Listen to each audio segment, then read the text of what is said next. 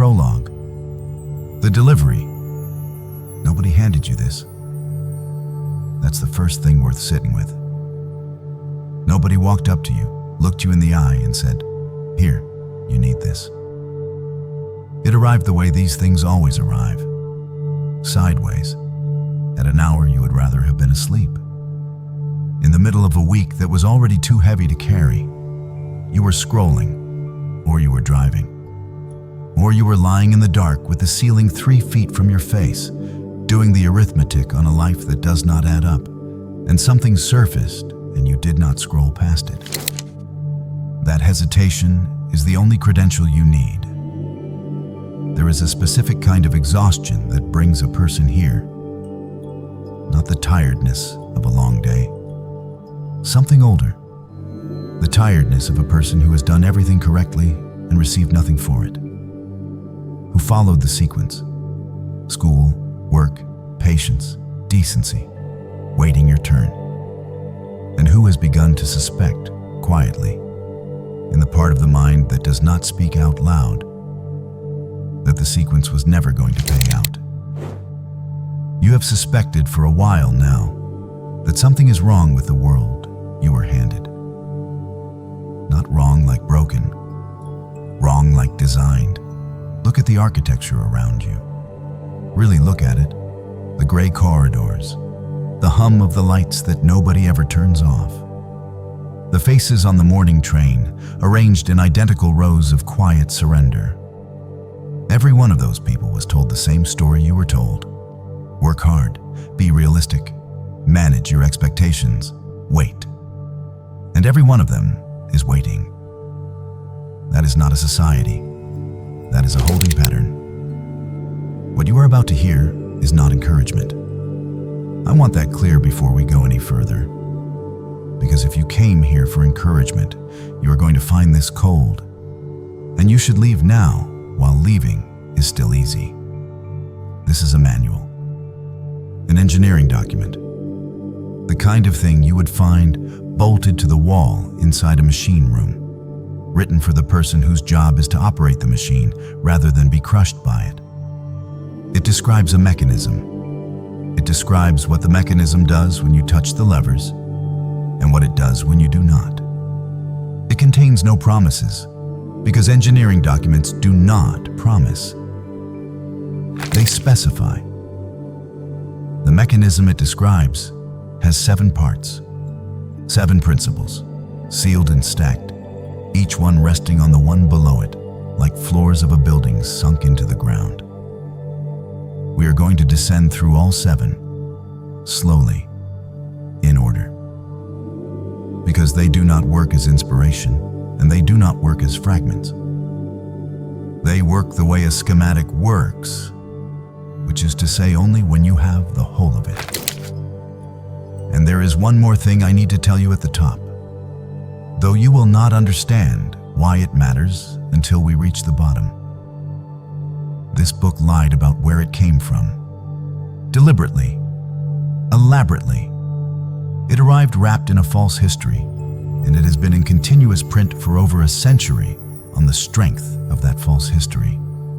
And the lie is not the scandal you think it is. The lie is the proof. By the time you understand what the author actually did, you will understand the first principle better than any explanation of it could teach you. But we are getting ahead of ourselves. That is the last floor, and you have not entered the first. Take a breath. The air is about to change. Chapter 1. The Threshold, where the artifact came from. In the year 1460, a monk walked into the city of Florence carrying a bundle of papers he had found in a monastery in Macedonia. The papers were Greek, Old Greek, and they had come loose from a body of writing that Europe had been half remembering for 1,000 years, the way you half remember the shape of a room from a house you lived in as a child. Word reached Cosimo de' Medici, who ran Florence the way a hand runs a glove. Cosimo was, at that moment, funding one of the great intellectual projects of the age. He had a scholar named Marsilio Ficino, translating the complete works of Plato into Latin for the first time in history. That was the priority. That was the crown of the century. Cosimo saw what the monk had brought, and he told Ficino to put Plato down. Think about what that means. The wealthiest patron of learning in Europe looked at Plato, the foundation stone of Western thought, and decided that the papers in front of him were more urgent. Because Cosimo believed those papers were older. He believed they came from a sage called Hermes Trismegistus, Hermes the thrice great, and that this sage had walked in Egypt before Plato was born, before Moses was born, at the headwaters of everything. Ficino obeyed. He translated the whole collection in a matter of months, and in 1471 it was published in Latin under a title that means, roughly, on the power and wisdom of God. What happened next is one of the strangest chapters in the history of ideas. Ficino's translation went through edition after edition, 20 and more before the middle of the following century. It ran through the mind of Renaissance Europe like current through wire. It shaped Pico della Mirandola. It shaped Giordano Bruno, who was burned for where it took him. It fed directly into the atmosphere of inquiry that made the scientific revolution thinkable in the first place, which is a fact most people find genuinely difficult to sit with, that the ancestor of the laboratory is a book of magic. For 150 years, Hermes Trismegistus was revered across learned Europe as the fountainhead of divine wisdom. Then, in 1614, a philologist named Isaac Casaubon took the texts apart word by word and demonstrated that they could not possibly be that old. His method was unglamorous and completely devastating. He looked at the vocabulary. He found terms that belonged to Hellenistic Greek philosophy, not to the Egypt of the pyramid builders. Demiurge, nous, logos, words with fingerprints on them, words that carried a date. The writings were not primeval. They were composed in the first few centuries of the Common Era, in Greek and Roman Egypt, by people who were doing something far more interesting than forging antiquities. They were writing in the voice of a god, because they had understood something and needed a vessel large enough to carry it. The texts were not ancient. They were correct. Those are different accusations. The prestige collapsed overnight. Hermes fell out of the universities and into the underground, where he was kept alive in lodges and secret societies and the private libraries of people who did not care what the philologists had decided. And that could have been the end of it. A discredited body of Greek mysticism, footnoted into silence, a curiosity for specialists. But the current did not stop. It went underground and it traveled. And 3 centuries later, it surfaced in the least mystical place on Earth. Chicago, 1908. A slim volume appeared from a small publisher called the Yogi Publication Society, operating out of the Masonic Temple building. The book was titled The Kybalion, and its subtitle claimed it was a study of the Hermetic philosophy of ancient Egypt and Greece. It was credited to no one.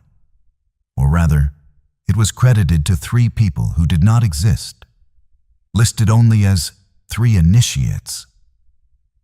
The book laid out 7 principles, 7 laws it claimed were the sealed foundation beneath every mystery tradition that had ever operated. It said, in effect, that the whole of the occult inheritance of the human species could be compressed into 7 mechanical statements, and that anyone who understood all 7 would be able to operate reality rather than be operated by it. It has not gone out of print since. It became the most widely circulated occult book of the 20th century. It moved through New Thought circles and black nationalist reading rooms. through Freemasonry, through the founding documents of modern witchcraft, through the paperback boom, through the internet. Millions of copies, dozens of languages, passed hand to hand for over 100 years by people who mostly could not tell you where it came from. And here is the part I flagged at the top, and will not fully open until the end. The Kybalion quotes extensively from an ancient text called the Kybalion. That text does not exist. There is no antique manuscript by that name. No fragment, no citation in any earlier source. No trace of the word in the historical Hermetic literature. The scholarship on this is settled. The religious historian Philip Desleep, who produced the definitive annotated edition, established the author as William Walker Atkinson, an American attorney, publisher, and New Thought writer who lived from 1862 to 1932, and who wrote the whole thing himself. The three initiates were one man. The ancient source he quotes from was written by the same hand that quoted it. Hold that. Do not resolve it yet. Do not decide whether it makes the book worthless or makes it something else entirely. Because the answer to that question is the last door in this building, and we have 6 floors to descend before we reach it. What matters at this threshold is only this. A man in Chicago wrote 7 statements about how reality operates, dressed them in a borrowed antiquity, and released them into the world. And whatever you conclude about his methods, those 7 statements have kept working on people for a century, in every language they have been carried into, on every kind of person who has picked them up, including you, tonight. So we descend, chamber by chamber.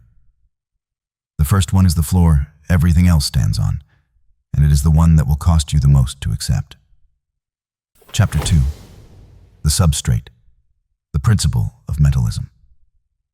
The first principle states that everything which exists is mental in nature, that the universe you are standing in has the character of a thought rather than the character of a stone. Everyone nods at this. Almost nobody accepts it, because accepting it costs something specific, and I want to name the cost before I make the case.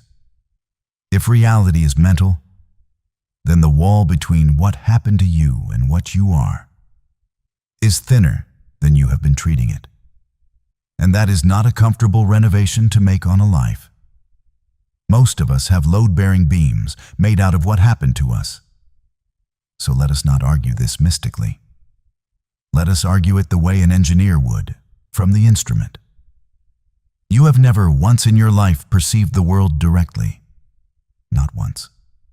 Not for a single second. Your eyes do not send pictures anywhere. They send electrochemical noise down a nerve into a dark chamber of tissue that has never seen light and never will. And inside that darkness, your brain constructs a model, a best guess, a prediction of what is most likely out there, given everything it has learned, which it then checks against the incoming noise and corrects on the fly. That is not mysticism. That is the dominant framework in contemporary neuroscience. It has a name, predictive processing, and it emerged from the work of researchers including Carl Friston, whose free energy principle gave it its mathematics, and Andy Clark and Anil Seth, who put it in a phrase most people never recover from. Perception, Seth says, is a controlled hallucination. Sit inside that for a second, because it is not a metaphor and it is not a flourish. The colors in the room you are in do not exist out there. The solidity of the chair holding you is a rendering. The face of the person you love most is a reconstruction assembled behind your eyes out of prediction and error correction, and you have never met the original. The brain is not a camera pointed at the world. It is a generator, and the world is the feedback that keeps it honest. Now follow the consequence, because this is where the chamber opens. If experience is a construction, the model doing the constructing is not neutral. It is loaded. It was built out of what you were shown before you had any say in the matter, and it renders the world according to the specifications it was given. A person whose model says people leave will experience a room full of people leaving. Not because they are imagining it, because the prediction is doing the perceiving. Every ambiguous glance resolves toward the prediction. Every silence gets read in the direction of the expectation. And here is the mechanism that turns perception into circumstance, which sociology mapped almost 80 years ago, and mostly nobody applies to their own life. In 1948, Robert Merton published a paper in the Antioch Review called The Self-Fulfilling Prophecy. He was building on a theorem from William Isaac Thomas and Dorothy Swain Thomas, stated 2 decades earlier, which holds that when people define situations as real, those situations become real in their consequences. The shape of the thing is worth getting exactly right, because it has 3 moving parts, and people usually only see the last one. It starts with a reading of a situation that is simply wrong. The wrong reading changes how the person behaves, and the changed behavior manufactures the very conditions that make the original wrong reading accurate. His illustration was a bank, a solvent bank. Healthy books, liquid assets, no reason on earth for it to fail. A rumor of insolvency starts. Enough depositors believe it. They queue, and the bank, which was never insolvent, becomes insolvent by the close of business, because a belief walked into the world, wearing shoes. That is your life. That is the entire engine. The prediction is not a passive commentary on reality. The prediction is a set of instructions that your body executes. You approach the interview as a man who will not get it, and you carry that in your shoulders and your voice and the fractional hesitation before you answer, and the room reads it correctly, and you do not get it. And the model files another confirmation and tightens. This is the invisible prison, not a conspiracy of men in rooms, a recursive loop between what you assume and what you then produce, running continuously, without supervision, since roughly the age of 4. And now you understand why the sleeping world looks the way it does. Those faces on the morning train are not being oppressed by anything more sophisticated than their own unexamined predictions, executed faithfully for 40 years. But run the mechanism backward and you have found the door. If the loop runs on assumption, then assumption is the control surface. Not effort, not intention, not the frantic, exhausting labor of trying to force an outcome while privately expecting to fail, which is the state that nearly everyone who claims this doesn't work for me is actually operating from. 2 contradictory signals in one instrument. Of course, the needle does not move. The principle does not say, think positively. Nothing in this manual will ever ask you to think positively. The principle says the substrate of your world is mental. Therefore, the only place any change has ever originated is upstream, in the assumption before the behavior, before the outcome, before the evidence. You are not a victim of your circumstances. You are an author who forgot he was writing and started taking dictation from his own earlier pages. That is the first floor. The substrate is mental. But knowing the substrate is mental tells you nothing about how the mental becomes physical. And if you stop here, you will spend 2 years doing affirmations at a bathroom mirror and get nothing for it. The mechanism of transmission is the second chamber. And it is where most people who find this material fail. Chapter 3. The Blueprint Rule. The Principle of Correspondence.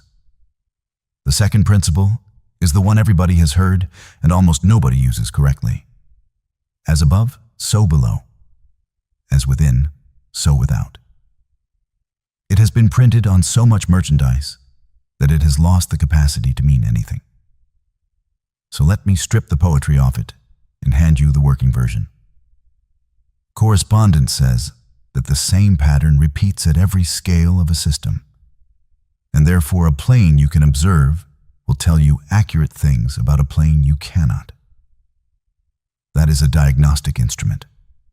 That is the most useful tool in this entire building, and it is sitting in plain sight, being used as a bumper sticker. Here is what it means in practice. You cannot see your assumptions. That is the central problem of this whole discipline.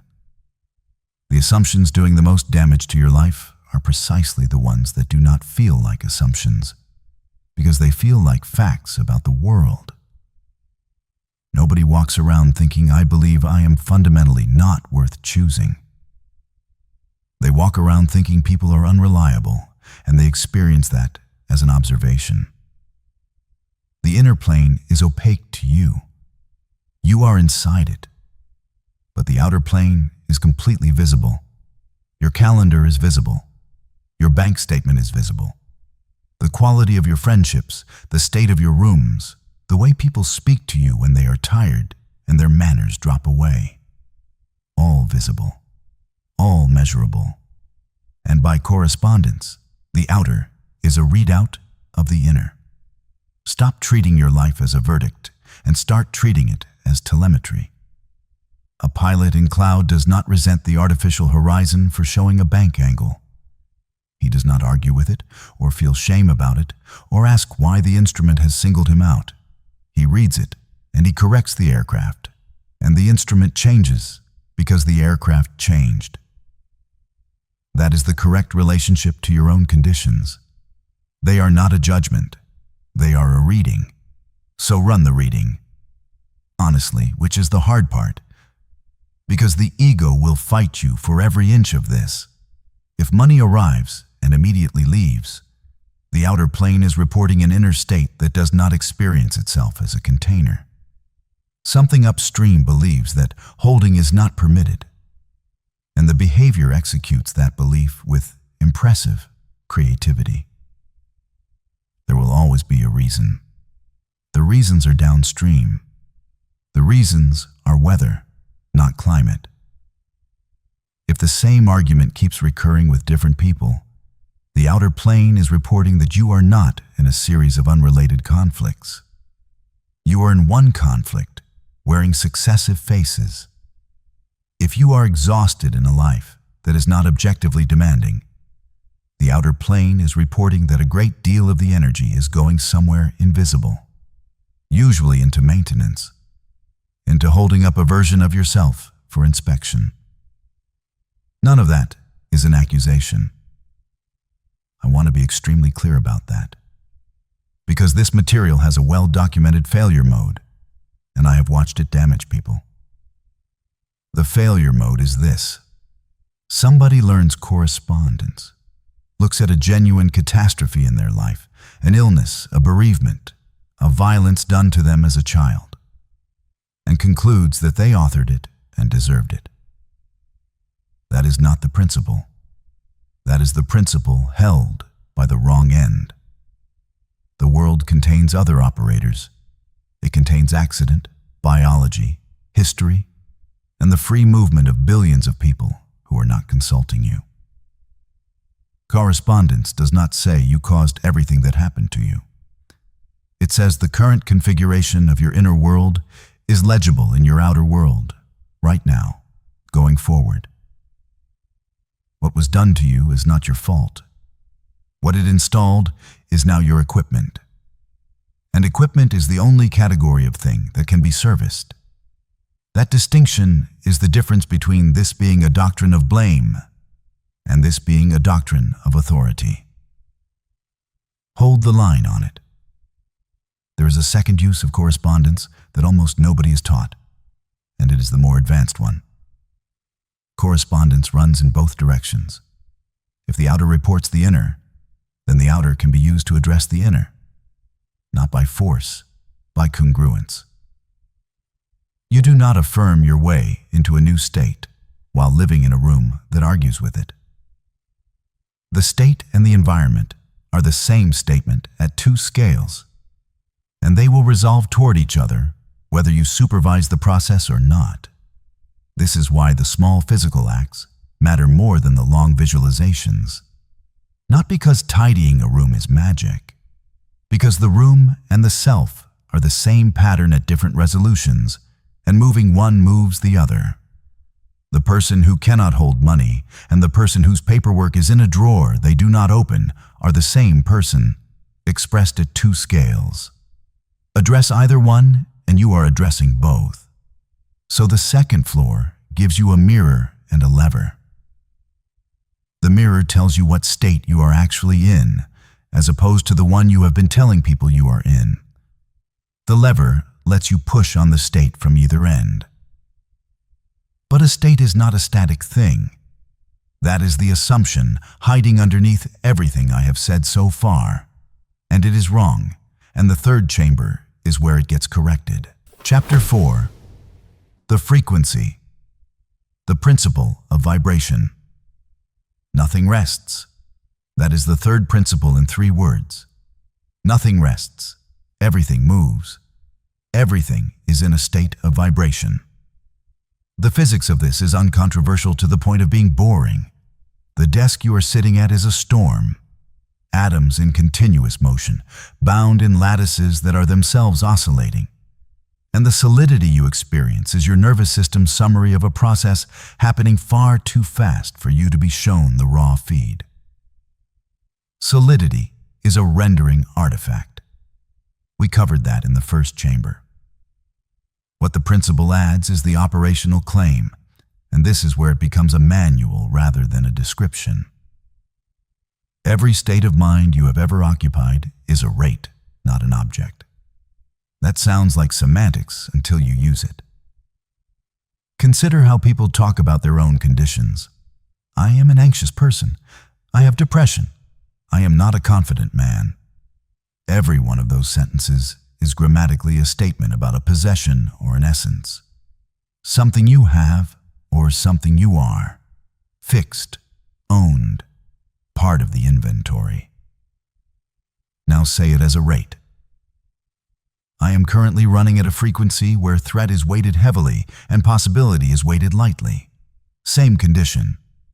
Completely different relationship to it. Because a thing you possess can only be removed by a process of loss, which is slow and painful and usually requires someone else's permission. But a rate can be changed. That is what rates do. They are the one category of phenomenon that has never in the history of the universe stayed constant. And you already know how to do this, which is the part that irritates people when I point it out. You have changed your own frequency deliberately, thousands of times, without ever calling it that. You put a specific song on before a specific kind of night. You went for the walk not because your body needed exercise, but because you needed to be a different man by the time you got back. You stood in a doorway for 4 seconds before entering a room and did something internally, wordlessly, that you have never had a name for. You have always been an operator. You just did not have the schematic, so you thought it was mood. Here is the operational core of this chamber, and it is the correction to the single most common failure in this entire discipline. You cannot argue a frequency into changing. Argument happens at one level. Frequency happens underneath it. That is why the man lying awake at 3 a.m, listing all the reasons his fear is irrational, stays afraid until dawn. The reasons are excellent. The reasons are correct. And they are being delivered to the wrong department. The rate does not respond to evidence. It responds to entrainment. Put oscillating systems on a shared surface, and they will pull each other into phase. That is a physical fact you can demonstrate on a kitchen table with 2 cheap metronomes and a board. It is also, and this is not a metaphor, an accurate description of what happens to a human being who spends 4 hours a week with a specific person. You are in training constantly. To rooms, to voices, to the ambient frequency of whatever you have your attention immersed in. And most people's inner state is not authored at all. It is the average of everything they have failed to filter. Which means the highest leverage act available to you this week is not a technique. It is an audit. What are you standing on the same surface as? Who are you in phase with? What is running in the background of your rooms for 9 hours a day while you tell yourself you are not really listening? You are always really listening. The gray architecture does not maintain itself by persuading you of anything. Persuasion would be expensive, and you might resist it. It maintains itself by keeping the ambient frequency low and constant, and letting entrainment do the rest for free. Nobody is arguing you into smallness. You are being tuned into it, continuously, by ambience. And the counter move is not to argue back. It is to change what you are on the surface with, and then hold the new rate long enough for it to stop feeling like a costume. There is a practical sequence here, and it takes about 90 seconds, which is the only reason I'm giving it to you, because you will not do anything that takes longer. First, you interrupt the physical posture, not because posture is magic, but because the body is holding the rate, and the body is the part of the system you have direct mechanical access to. Stand up. Change the angle of your spine. Slow the exhale until it is longer than the inhale, 4 or 5 times. That alone will not change your life, and it will change the rate, which is all we are doing. Second, you change the ambient. Whatever is running in the background gets turned off, deliberately, with your hand. Silence for a moment is not a spiritual gesture. It is removing every other oscillator from the surface so that yours is the only one on it. Third, and this is the part that does the work, you occupy a memory in which you were already at the rate you want. Not a fantasy. A memory. Something that actually happened, in which you were certain, or unbothered, or dangerous in the quiet way that competent people are dangerous. Your nervous system has the file. It has already run that configuration, and it knows the settings, which means you are not constructing a state from nothing. You are recalling one from the archive. That is why memory works when affirmation fails. Affirmation asks the system to accept a claim it has no record of. Recall asks it to reload a state it has already executed. 90 seconds. Posture, ambient, recall. And then you go into the room, or the call, or the conversation, at a rate you selected rather than one you inherited from the last 4 hours of ambient noise. Do that twice a day for a fortnight, and you will discover something that irritates most people when they find it out. A great deal of what you had classified as your personality was just your default rate, running unsupervised since childhood. Which brings us to the 4th chamber, and to the question everyone who has ever tried this eventually collides with. What do you do about the parts of yourself you cannot change? The fear and the resentment and the hunger that do not respond to any of this. What do you do with the material that will not move? The answer in the 4th chamber is that you were never supposed to move it. You were supposed to turn it. Chapter 5. The dial, the principle of polarity. The 4th principle says that everything has 2 poles, that opposites are identical in nature and differ only in degree, and that all paradoxes can be reconciled. That is the technical language. Here is what it actually gives you. Heat and cold are not 2 substances. There is no cold in the room being fought back by heat. There is one thing, temperature, and 2 directions on it. The words hot and cold do not name entities. They name positions on a single scale. Now apply that to the interior. Love and hate are not 2 forces. They are one intensity, pointed, which is why they convert into each other so violently and so often, and why indifference, not hatred, is the actual opposite of love. Indifference is not the far pole. Indifference is 0 on the scale. Fear and faith are one faculty. Both are the act of vividly inhabiting an outcome that has not occurred. The mechanism is identical. The bodily process is identical. The only difference is which end of the dial the imagination is pointed at. And I have never met an anxious person who lacked imaginative power. I have met a great many with an enormous amount of it, running at full output, aimed the wrong way. Understand what this does to your entire strategy. Every self-improvement system you have ever encountered operates on an elimination model. Get rid of the fear. Kill the ego. Remove the resentment. Stop being angry. Cut out the part of you that is broken, and you will be left with something clean. It does not work, and now you know why it cannot work. You are trying to remove one end of a scale. There is no operation that deletes cold while leaving temperature intact. What you are actually doing when you attempt this is suppression. And suppressed material does not disappear, it goes below the waterline and steers. The principle offers a different operation entirely. Not elimination, transmutation. You do not remove the charge. You move it along its own scale. The rage you have been trying to be a better person about is not a defect. It is energy, at a position, and it is one of the most portable resources you own. It moves along the scale toward resolve, toward refusal, toward the specific and useful capacity to say no in a room where everyone else is nodding. That transit is short. That transit is available to you in about 4 seconds when you know the dial is there. Grief moves along its scale toward devotion. And anyone who has lost someone and then built something in their name has already run this operation without a name for it.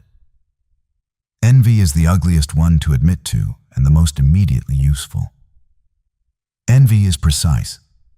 It is a targeting system that has already identified, without consulting your pride, exactly what you want and have decided you are not permitted to have. Turn the dial and envy becomes specification. It stops being a wound and becomes a document. There is a rule that governs whether this works, and it is the same rule that governs the whole building. You can only transmute along a scale. You cannot jump between scales. That is the error that wrecks people. Someone in the bottom of a depression is told to feel abundant, and the instruction is not merely unhelpful, it is mechanically impossible. Those are not neighboring positions. That is asking a man in a basement to be on the roof, without stairs, by wanting it. The correct move from the bottom of despair is not joy. It is irritation. Irritation is one position up. Irritation still has motion in it. A man who is irritated has re-entered the world of preference, which means something in him has started making claims again. And from irritation, you can reach frustration. And from frustration, you can reach determination. And from determination, the roof is a set of stairs rather than a fantasy. Nobody tells you this. Every piece of content you have consumed on this subject has told you to leap, and then quietly implied it was a failure of belief when you could not. It was never belief. It was distance. So the 4th floor hands you something that the other 3 do not. It hands you a use for the parts of yourself you have been at war with since you were old enough to notice them. The shadow, the old man, whatever name you have been carrying for the version of you that sabotages and rages and wants ugly things. He is not the enemy of this work. He is the fuel supply. He has been holding your unspent charge for you this entire time, in the only form he was permitted to hold it in. You do not kill him. You put him to work. Which raises the question this chamber cannot answer, and it is the question that has ended more of these journeys than any other. If the dial is always in reach, why does it keep sliding back? Why does the state you built on Sunday night evaporate by Wednesday? Why does every genuine breakthrough get followed, with almost mechanical reliability, by a collapse that feels like proof you were fooling yourself? That is the fifth chamber. It is the deepest floor in this building. It is the one that costs the most people their entire practice, and it is the reason most of them quit 6 weeks in believing this does not work. It works. They just did not know about the swing. Chapter 6. The pendulum. The principle of rhythm. Everything swings. In, out. Rise, fall. Advance, retreat. The tide does it. The seasons do it. Markets do it. Empires do it. And your interior does it with a regularity that would be beautiful if it were not currently ruining your life. The fifth principle states that the measure of the swing to the right is the measure of the swing to the left. The rhythm compensates. Whatever the pendulum does in one direction, it will do in the other. And now I am going to tell you the thing that would have saved you years if anyone had told you at the beginning. The backswing is not failure. The backswing is the confirmation that the swing was real. Run this against your actual experience, not the theory, your experience. Every genuine elevation you have ever achieved was followed by a collapse. You had the week where everything was clear, where you could feel it working, where you caught yourself thinking, so this is what it's like to be someone who is not fighting himself. And then Wednesday arrived with a specific kind of gray in it, and by Friday you were lower than before you started. And you concluded what everyone concludes, that the good week was a fluke, an emotional high, self-deception, that the crash was the truth and the elevation was the lie. You had it exactly backwards, and the diagnosis cost you the practice. The depth of the return swing is a measurement of the height of the outward one. That is not consolation, that is instrumentation. The crash is telling you the magnitude of the elevation. And if you can read it as data instead of experiencing, it is verdict. You have just acquired the single most valuable skill in this entire manual. Because here is what actually happens to people, and I want to describe it precisely. Because you will recognize it. The swing back does not arrive as a mood. It arrives as an argument. It arrives wearing the voice of realism. It sounds like the most sensible thing you have thought in weeks. It says, quietly and reasonably, that you have been ridiculous, that people like you do not get out, that you have done this before, twice, 3 times, and each time you eventually came back to this room and this bed and this exact hour of the morning, and the only thing that changed was that you were older. That voice is not your enemy. It is not even a stranger. It is the old man running the return arc. And he is very good at his job because he has been doing it since you were small, and he has your entire archive. Do not argue with him. We established in the third chamber that argument is delivered to the wrong department. You do something else instead, and it is the most sophisticated operation in this book. You refuse to move to the far end, not by resisting the swing. You cannot resist a pendulum, and everyone who tries gets taken along anyway with the added humiliation of having struggled. You do it by declining to identify with the arc while it is happening. The old texts called this polarizing at the desired pole. Practically, it means occupying the still point at the top of the arm, where the swing is happening below you and you are watching the readout rather than riding the weight. In plain operational terms, it is a single sentence, held without flinching, at 3 in the morning. The swing is occurring. I am not the swing, that is it. That is the whole technique. It is unglamorous, and it is nearly impossible the first 4 times, and it changes everything about how far the arm carries you. Because a pendulum that is not fed loses amplitude every cycle. That is what damping is. The arc narrows on its own if you stop pouring energy into it. And identification is the energy. Every time you agree with the argument at 3 in the morning, you push the weight. Every time you observe it without agreeing, the next swing is shorter. 6 weeks of this, and the arc has narrowed to something you can live inside. That is not a promise. It is a mechanical consequence. And it is why the people this works for look from the outside like they got lucky with their temperament. They did not get lucky. They stopped feeding the weight. If you have made it to this floor, you are not a casual listener. Most of the people who started this are gone, and they left somewhere around the second chamber, because this is not comfortable material and it does not flatter anyone. You are still here. Subscribe and stay for what we open next. The archive releases one of these every week, and the next transmission goes into the mechanism this chamber only touched. The discipline of the interior silence and what actually happens in the days between the assumption and the evidence. Now, back into the dark. There are 2 floors left, and the 6th one is where the manual stops describing you and starts describing what you are permitted to do to other people. One thing before we descend, because we are close enough now that it needs saying a second time.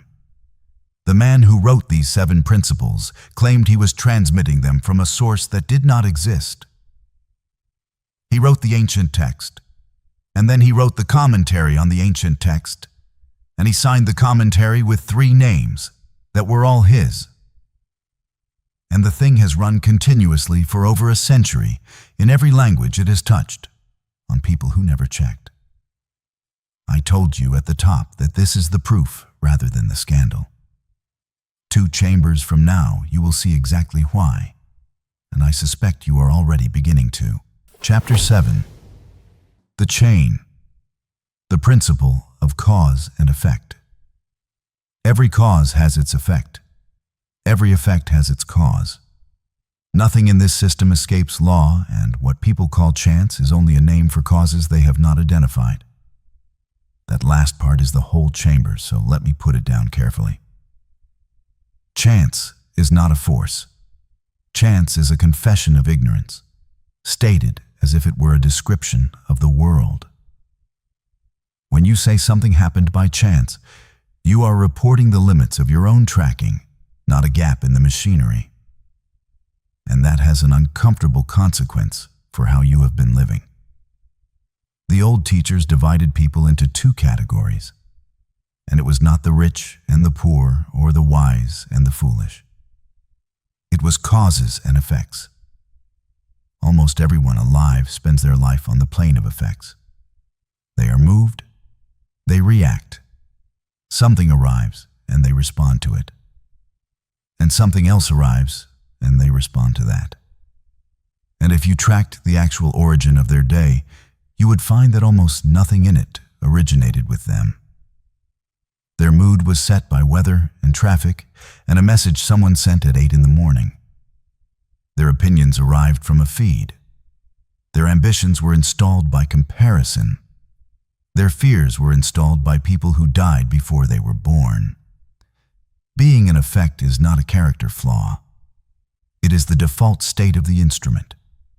It requires no maintenance, no attention, and no courage, which is precisely why the gray architecture is built out of it. The manual does not tell you to escape the law. You cannot escape the law. It tells you to rise on the plane, to become a cause on your own level, while remaining an effect of the levels above you, which is the only honest version of freedom anyone has ever been offered. In practice, this is smaller and harder than it sounds. It means intercepting the chain at the one link where you have jurisdiction. Something arrives. There is a gap, then a response. Everyone experiences that gap as instantaneous, but it is not, and the entire discipline lives inside it. The person who becomes a cause is simply the person who has widened that gap by a fraction of a second, over and over, until there is room in it to choose. Widening it is a physical skill, and it has almost nothing to do with wisdom. The message arrives, and there is a pull in the chest, and the reply is already forming. And it is a good reply. It is devastating. It is completely justified. The gap in that moment is about 1/5 of a second wide. You do not need to be a better person to widen it. You need to install a physical interruption between the pull and the execution, because the chain runs through the body, and the body is where it can be broken. Put the phone face down. Stand. Get water. It is unbelievably crude, and it works, because you have inserted an action that is not the reaction, and the chain has to root around it. Do it enough times, and the gap widens on its own. Not because you became disciplined, because you built a habit of non-immediacy, and the machinery adapted. That is what rising on the plane actually looks like from the inside. It is not serenity. It is a man putting a phone face down and going to the kitchen for no reason. That is it. That is the whole of the 6th floor. Not control over events, jurisdiction over the link between the event and what you become in response to it. Now, the ethics. I have to address this directly because this material is currently being taught at enormous scale by people who have removed the ethical section entirely. And what is left is a technique for treating other human beings as furniture. If assumption shapes what unfolds, the immediate question every single person asks, usually within a week, is whether it can be pointed at another person. Whether you can assume someone back. Whether you can install a state in a man who has not consented to it. The honest answer is that influence between people is real, well documented, and does not require any mysticism to explain. Expectation shapes behavior. Behavior shapes response, and human beings entrain to each other constantly. We covered the mechanism in the 3rd chamber. Of course, it points outward. So the question is not can it. The question is what it costs, and the manual is clear about this in a way its modern imitators are not. Every act of causation lands on the plane it was launched from. Understand the mechanics rather than the morality here, because the morality is downstream of the mechanics and always was. To hold another person in a fixed state, you must first hold yourself in the state of a man for whom that person's compliance is necessary. That is the price of admission, and it is not optional. You have to occupy need in order to project control. You have installed dependency in yourself as the operating cost of attempting to install obedience in them. You cannot make yourself the cause of another person's obedience without also making yourself the effect of their resistance. Every hour of that work makes you smaller. This is why the Golden Rule survives in traditions that have no interest in being nice. It is not sentiment. It is a load specification. What you do to others runs through you on the way out and again on the way back. And there is no configuration of the machine in which it does not. The operator's version of this is disciplined and unromantic. You do not manipulate persons. You occupy states, and you let the world reorganize around the state. You do not assume that a specific man calls you. You assume that you are a woman who is chosen, and you let the world work out the logistics, which it is far better equipped to do than you are. Same principle. Radically different position on the dial. One of them requires another person to be diminished for you to be satisfied. The other does not require anyone to be diminished at all, and produces results that do not evaporate when you stop maintaining them. The 6th floor is the moral spine of the building. Cause and effect is not a threat, and it is not karma in the greeting card sense. It is an accounting identity. Everything you send out is entered on both sides of the ledger, which leaves one chamber. And the seventh is the one that explains why nothing you have learned in the first 6 has worked yet. Chapter 8. The Two Hands. The Principle of Gender. The 7th principle says that gender is in everything, that everything has its generative pair, and that nothing is created by one alone. Strip the word of everything the last century has loaded onto it, because the principle is not talking about men and women. It is talking about a functional pair that operates inside every single mind, regardless of who owns it. 2 roles, 1 generative act. The old language called them the masculine and feminine principles of mind. Modern language would call them the projecting function and the gestating function. And I will use the old names only because the manual does. And I will define them so precisely that no confusion is possible. The projecting function is will and direction. It decides. It states. It has no ability whatsoever to create anything on its own. And that is the part everybody misses. The gestating function is receptive and formative. It takes what is impressed upon it and it grows the thing out into structure over time, without supervision, and largely without your permission. It also has no ability to originate. It only ever develops what it was handed. Every person carries both. Every act of creation in the history of the species has required both. And here is why your practice has not worked. You have been running the projecting function continuously and never handing anything over. You decide, and then you decide again. You state the intention, and 40 minutes later you check whether it is working. And checking is a fresh act of will, which is a fresh impression which resets the gestation. You plant, and you dig it up to look at the roots, and you plant, and you dig it up. Then you conclude that the soil is dead. You have not failed to plant. You have failed to stop digging. The soil is not dead. It has never once been left alone long enough to do the only thing it knows how to do. This is the discipline that separates people who get results from people who accumulate techniques. And it is not a technique itself.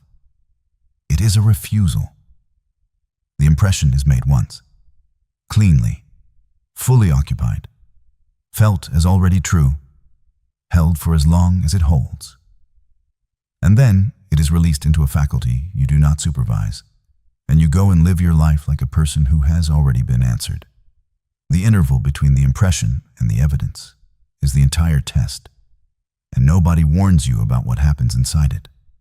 What happens is that the world produces a run of events that look like the opposite of what you asked for. This is so common, it should be printed on the first page of every book on this subject. The old teachers called it the bridge of incidents, and the crossing of it is unpleasant in a way that has ended more practices than any doubt ever has. You assume abundance, and a bill arrives. You assume reconciliation, and the silence gets louder. The gestating function is reorganizing structure, and structure does not reorganize politely. Something has to come apart for something else to take its shape. Nearly everyone reads the bridge as refusal. They see the bill and conclude the answer was no. The bill is the answer being no longer avoidable. You will not be able to tell the difference from inside it. That is not a flaw in your discernment. It is a structural feature of the position you are standing in. And the only workable response is the one from the 5th chamber. The swing is occurring. I am not the swing. Now the hard cases, because the material I have given you so far assumes a life with some slack in it. And a great many of the people listening tonight do not have any. If you are in debt that you cannot see the end of, if you are sick, if someone you needed is gone, the instruction to occupy a state and release it is going to sound obscene, and I am not going to pretend otherwise. So here is the version that works under load. You do not attempt the whole outcome. Under real duress, the projecting function cannot hold a large impression, and every failed attempt to hold one becomes fresh evidence against you. So you shrink the impression until it is small enough to be occupied without strain. Not I am debt-free. That is unoccupiable from inside a kitchen at 11 at night with an envelope on the table. Instead, the smallest true thing adjacent to it. I am a man who opens his mail. That is it. That is the entire impression, and it is occupiable, and it is upstream of everything else in the situation. Not I am healed. That one can be actively cruel, and I have watched it isolate people from care they needed. Instead, I am a person who is being taken care of properly, which points at doctors and food and sleep and the people who have offered and been refused, and which is a state you can actually enter tonight. And grief does not take an impression at all, so do not attempt one. Grief is not a state to be transmuted, and anyone who tells you to raise your frequency out of it is selling something. Grief is the fifth principle at full amplitude, and the only correct operation is the one from the pendulum chamber. You let it swing, and you do not identify with the arc. And you wait, and the arc narrows over a period measured in seasons rather than days. None of this is a substitute for the material world. If you are ill, this manual does not replace a doctor. If you are in danger, it does not replace leaving.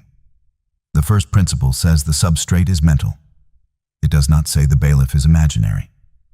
What it says is that even in the worst room you have ever sat in, there remains one link in the chain over which you retain jurisdiction, and it is upstream of everything, downstream of it. The two hands, working correctly, look almost boring from the outside. A single clean impression. Then a long, unremarkable, undramatic refusal to interfere. That is the whole practice. Everything else is decoration. Chapter 9. The assembly. 7 floors. Put them together, because they were never 7 ideas. They are one machine described from 7 angles, and it only runs assembled. The substrate is mental, so the origin of every condition is upstream of the condition. The pattern repeats at every scale, so your outer world is a readable instrument panel for an inner world you cannot observe directly. Nothing is static, so every state you occupy is a rate rather than a possession. And rates are the one thing in the universe that have never held still.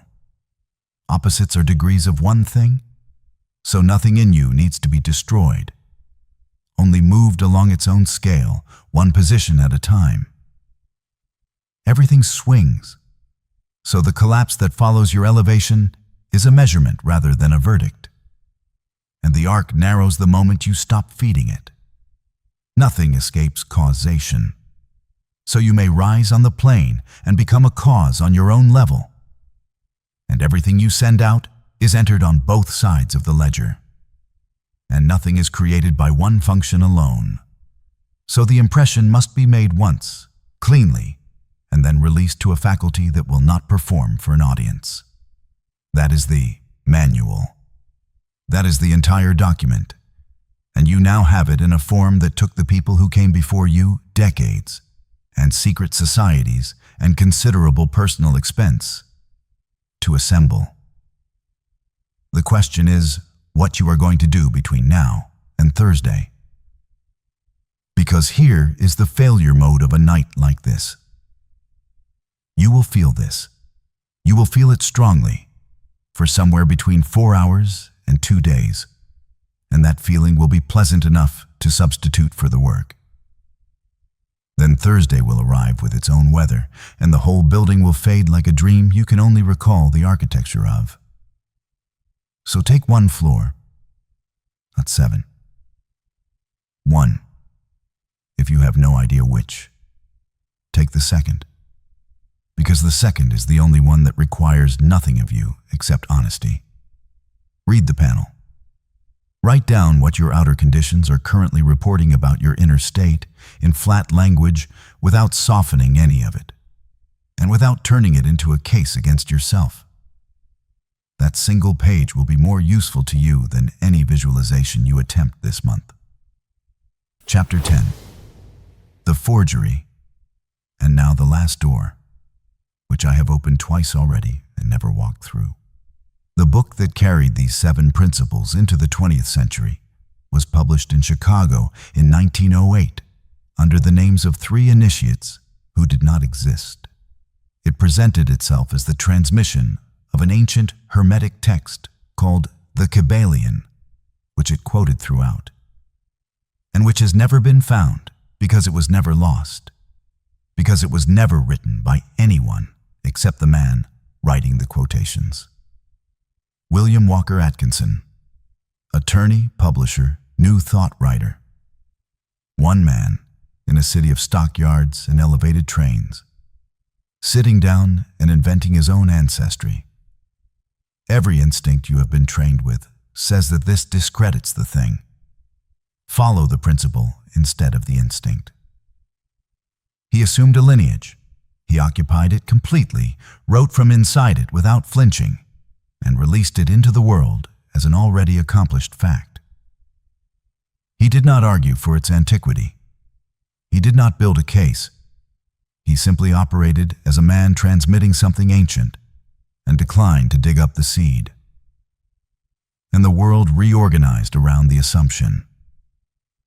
It has been in continuous print for over a century. It moved through New Thought and Freemasonry and black nationalist reading rooms and the founding of modern witchcraft and the paperback boom and the internet. Millions of copies, dozens of languages, generations of people who built entire lives on it. Go back to Merton's Bank, a solvent institution, no reason to fail, brought down by a definition of the situation that was false when it started and true by closing time. The belief walked into the world wearing shoes and rearranged the facts to match itself. Atkinson ran the same operation in the opposite direction. A book with no ancestry assumed an ancestry, and the assumption produced the lineage retroactively. Because 100 years of people treating it as foundational is exactly what a foundational text is. There is no other qualification. The tradition is downstream of the assumption. It always was. The manual is not a description of the law. The manual is an instance of it. Which brings this all the way back to the room you are sitting in. You have been waiting for a qualification, some piece of evidence from your own history that would license you to become the thing you want to be. A record of success, a family that produced people like that. Some proof, somewhere in your archive, that a person of your material is permitted to occupy the position. There is no such document. There has never been such a document for anybody, and every person you have ever admired was operating without one. You do not need a lineage. You need to assume one, and then refuse to dig it up. Chapter 11. The Return. You came here with a life that does not add up, and you are leaving with a schematic. That is not a small exchange. Whether it becomes anything is now entirely a matter of what you do with the floor of it before Thursday. The building does not close. It has been open for 118 years, and, in one form or another, for about 18 centuries before that. Nobody handed you this. You found it. And whatever brought you here at this hour, on this night, in the particular condition you are in, is worth taking seriously for the simple reason that most people never look up at all. The next descent is already open, and it goes into the interval nobody survives comfortably, the days between the impression and the evidence, and what the world does to you while you are crossing. It is on screen now. Go.